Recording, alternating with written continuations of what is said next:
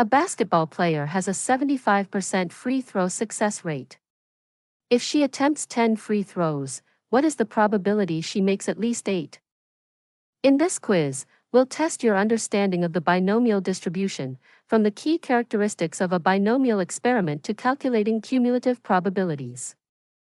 Since the binomial distribution deals with discrete outcomes, we'll use the binomial probability formula to calculate the individual probabilities of the player making 8, 9, and 10 free throws, then sum them to find the total probability of making at least 8. Now coming back to our quiz, where we know the player attempts 10 free throws and has a 75% success rate. Let's insert these values into the binomial probability formula to find the individual probabilities for making exactly 8, 9, and 10 free throws. Now, we add these probabilities together to find the final cumulative probability.